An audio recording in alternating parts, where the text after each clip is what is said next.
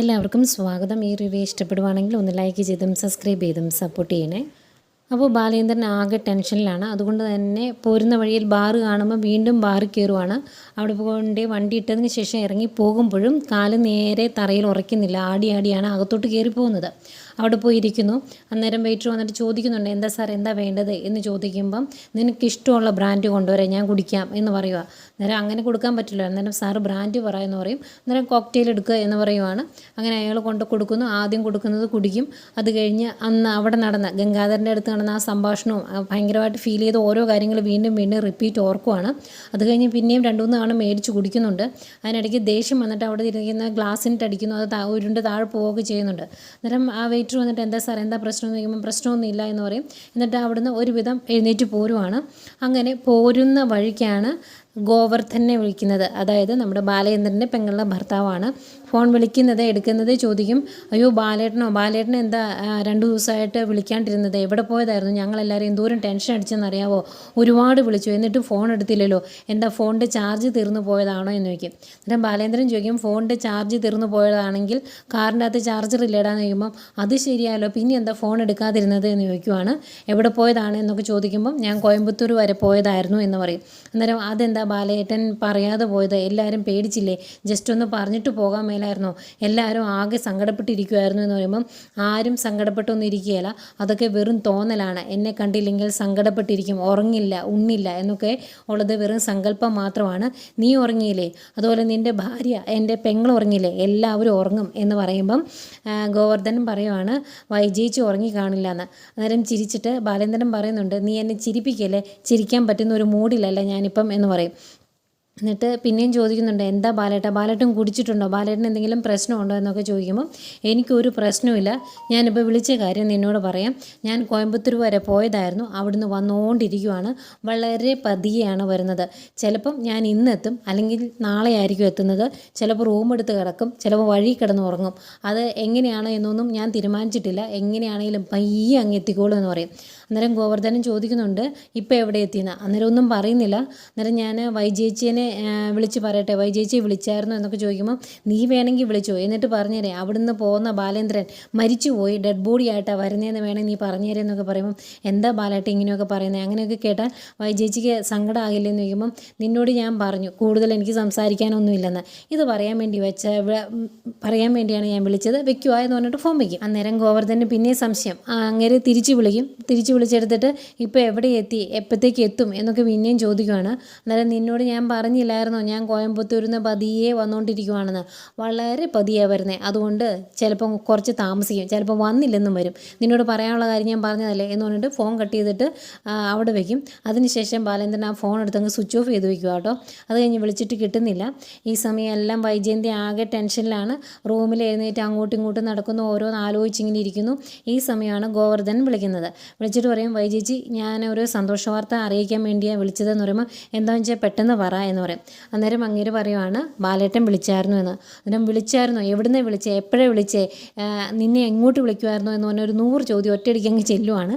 അന്നേരം ഞാൻ പറയാം എന്ന് പറഞ്ഞിട്ട് പറയുന്നുണ്ട്, എന്നെ വിളിച്ചത് കോയമ്പത്തൂരിൽ നിന്നാണ്, അവിടുന്ന് പതിയെ വണ്ടി ഓടിച്ച് വരുവാണ് എന്നാണ് പറഞ്ഞത്, അപ്പം കുറച്ച് താമസിക്കുമായിരിക്കും എന്ന് പറയും. അന്നേരം ചോദിക്കുന്നുണ്ട്, കോയമ്പത്തൂരിന് എന്തിനാണ് പോയത്, നീ ചോദിച്ചില്ലേ എന്നൊക്കെ ചോദിക്കുമ്പം, ഞാൻ ചോദിച്ചു, പക്ഷേ എന്നോടൊന്നും വിട്ടു പറഞ്ഞില്ല, ഏതായാലും ആളത്ര നല്ല മൂഡിലല്ല എന്ന് പറയുമ്പം വൈജയന്തി പറയുവാണ്, നിന്നോട് പറഞ്ഞില്ലെങ്കിൽ വേണ്ട, ഇങ്ങോട്ട് വരട്ടെ, ഞാൻ ചോദിക്കുന്നുണ്ട്, എന്തിനാ വെറുതെ മനുഷ്യനെ വിഷമിപ്പിക്കാൻ വേണ്ടി ഇങ്ങനെയൊക്കെ കാണിക്കുന്നത്, പറഞ്ഞിട്ട് പോകുമായിരുന്നെങ്കിൽ ഇത്രയധികം ടെൻഷൻ അടിക്കണമായിരുന്നു ഇത്രയും ആൾക്കാർ എന്നൊക്കെ ഇങ്ങനെ വൈജയന്തി പറയുമ്പം ഗോവർദ്ധനം പറയുന്നുണ്ട്, ആളത്ര നല്ല മൂഡിലല്ല, അതുകൊണ്ട് വന്നു കഴിയുമ്പം ഒരു പ്രിൻസിപ്പലിനെ പോലെ വടിയെടുത്ത് നിൽക്കാതെ സമാധാനപരമായിട്ട് കാര്യങ്ങൾ ചോദിക്കണം, ഒരാൾ ഇങ്ങനെയൊക്കെ ചെയ്യണമെങ്കിൽ അതിന് പിന്നിൽ എന്തെങ്കിലും ഒരു സങ്കടം കാണുമല്ലോ, അല്ലെങ്കിൽ എന്തെങ്കിലും ഒരു മാനസിക പ്രശ്നം കാണുമല്ലോ, അത് മനസ്സിലാക്കി വേണം സംസാരിക്കാൻ എന്നൊക്കെ പറയുമ്പോൾ, അതൊക്കെ ഞാൻ ചോദിച്ചോളാം, ഞാനെന്തിനാ നിന്നോട് തർക്കിക്കുന്നത്, നിന്നെ എപ്പോഴാണ് വിളിച്ചത് എന്ന് ചോദിക്കും. അന്നേരം ഞാനിപ്പം ഫോൺ വിളിച്ച് വെച്ചേ ഉള്ളൂ എന്ന് പറയുമ്പോൾ, എങ്കിൽ നീ വെക്കേ, ഞാൻ വിളിച്ചോളാം എന്ന് പറഞ്ഞിട്ട് ഫോൺ വെക്കാൻ പറയുന്നു. എന്നിട്ട് നേരെ ബാലേന്ദ്രനെ വിളിക്കുവാണ്.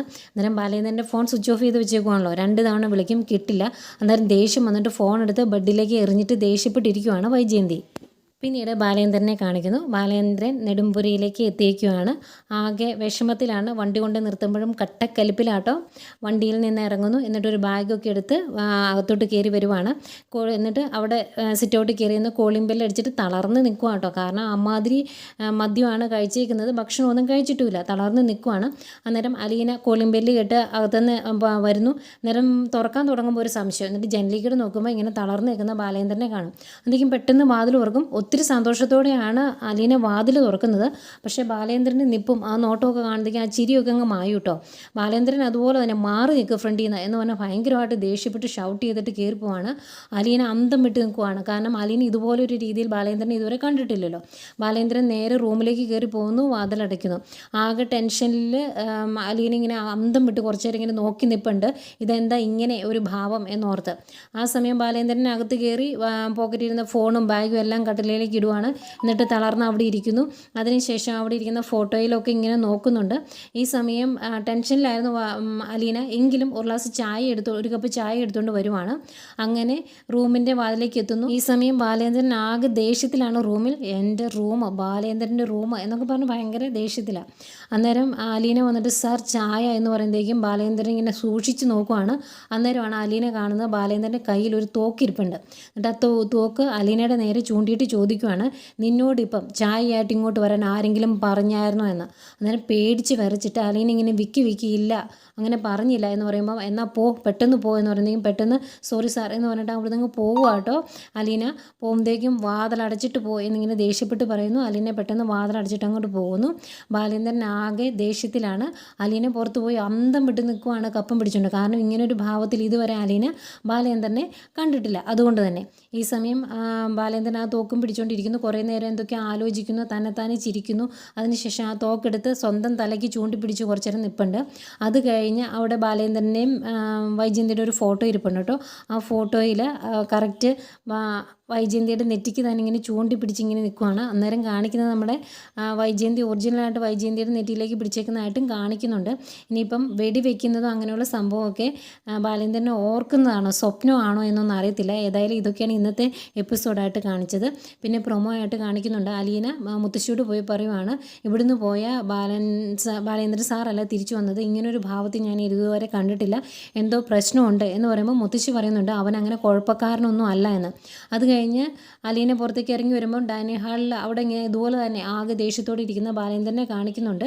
ഏതായാലും ഇതിനിടയ്ക്ക് വീണ്ടും നെറ്റിയിൽ ചൂണ്ടി വൈജയന്തിയുടെ നെറ്റിയിലേക്ക് തോക്ക് ചൂണ്ടി നിൽക്കുന്നതും ഒക്കെ കാണിക്കുന്നുണ്ട്. മിക്കവാറും ബാലേന്ദ്രൻ ഇതെല്ലാം ഓർത്തതാവും. ആ ടെൻഷൻ അവിടെ കിടന്ന് വല്ല ബോധക്കേടോ ഹാർട്ട് അറ്റാക്കോ ഒക്കെ വരുന്നതും ബാലേന്ദ്രനെ ഹോസ്പിറ്റലിൽ കൊണ്ടുപോകുന്നതായിരിക്കും നാളത്തെ എപ്പിസോഡ് എന്ന് തോന്നുന്നു. ഏതായാലും ഇതൊക്കെയാണ് ഇന്നത്തെ എപ്പിസോഡിൽ കാണിച്ചത്.